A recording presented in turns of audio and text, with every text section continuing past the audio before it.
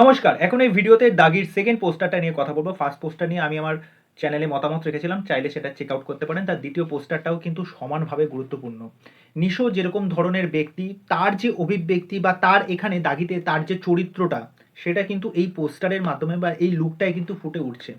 তার যে একটা যন্ত্রণা, তার যে একটা জ্বালা, সেটা কিন্তু তার চোখ মুখ দেখে বোঝা যাচ্ছে। আপনি যদি ভালো করে লক্ষ্য করে দেখেন, আরফান নিশো যে পনিটেল করে বাঁধছে, তার চোখ মুখে কিন্তু এখন একটা বিদ্বেষ, একটা ক্ষোভ রয়েছে। ওকে, তার ক্ষতবিক্ষত চেহারা ভালো করে দেখবেন, কাঁচা পাকা দাড়ি, সে পনিটেল বাঁধছে, পেছনে ব্যাকগ্রাউন্ডে আমরা আগুন ফাগুন দেখতে পাচ্ছি, মানে জেলের ওই পরিবেশটা দেখানো হচ্ছে।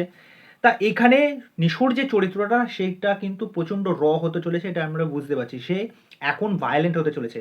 এবং দেখবেন যে ট্যাগলাইনটা দিয়েছে, যে জেলে যাওয়ার পরে কিন্তু ভালো মানুষরাও কিন্তু খারাপ হয়ে যায়। মানে দাগির যখন ট্যাগ, যখন কোনো মানুষের চরিত্রে যখন লেগে যায়, সেই ট্যাগটা কিন্তু সহজে কিন্তু মুছে ফেলা যায় না।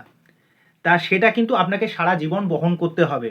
আর কেন সেই ট্যাগটা লাগলো এবং ট্যাগটাকে তোলার জন্য নিশো এরপর পরবর্তী কি পদক্ষেপ নেবে, এখানে মেকার্সরা যেটা চেষ্টা করছেন, এই যে মার্কেটিং স্ট্র্যাটেজিটা, যেটা নিশোকে কেন্দ্র করে যে একটার পর একটা পোস্টার নিয়ে আসেন, পোস্টারগুলো কিন্তু যথেষ্ট প্রিমিয়াম লাগছে। নিশোকে তো দুর্দান্ত লাগছে অলওয়েজ, কেননা নিশো একজন দারুণ অভিনেতা, দক্ষ অভিনেতা যাকে বলে। কেন যেই চরিত্রই করুক না কেন, সেই চরিত্রটাকে অসাধারণভাবে কিন্তু স্ক্রিনে ফুটিয়ে তুলতে পারেন।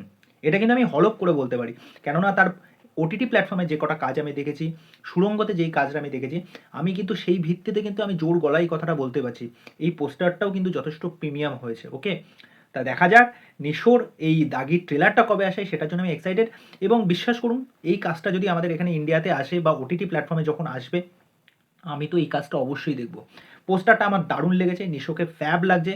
এবং নিশোকে তো সবাই যারা বস বলে, তারা তো জানে নিশোর ক্যারেক্টারটা কীরকম হতে চলেছে। দেখুন, এই ক্যারেক্টার পোস্টারটা আসার সাথে সাথেই দর্শকদের মনে কিন্তু যথেষ্ট উৎসাহ থাকবে, একটা আকর্ষণ কিন্তু কাজ করবে এই পোস্টারটাকে নিয়ে। কেননা নিশোকে যারা পছন্দ করে বা নিশোর যারা ডাইহার্ট ফ্যান, তারা এই পোস্টারটা দেখে কিন্তু তাদের একটা ভেতরে আগ্রহ তৈরি হবে যে এই কাজটা কি হতে চলেছে। কেননা আমরা নিশোকে যে সমস্ত কাজে দেখেছি, আমরা জানি তিনি কীরকম অভিনেতা। তা এইটা নিয়ে তো বলার কিছু নেই। এই কাজটা কিন্তু অবশ্যই মানুষের মনে দাগ কাটতে চলেছে। ওকে, তা যাই হোক, ওভারঅল এই পোস্টারটা আমার কাছে যথেষ্ট ভালো লেগেছে, যথেষ্ট প্রিমিয়াম।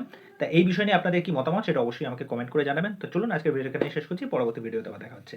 বাই।